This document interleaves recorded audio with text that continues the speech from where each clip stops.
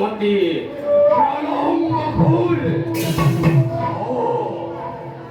ওরে বাহুবলে রে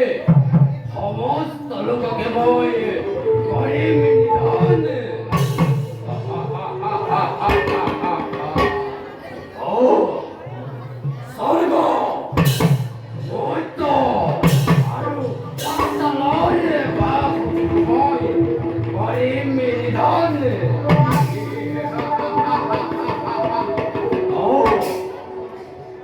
সরে দাঁড়াতে পড়ি থাকা সরায়েও মোরে কণ্ঠ হইলে আতঙ্কতে হয় কম্পমান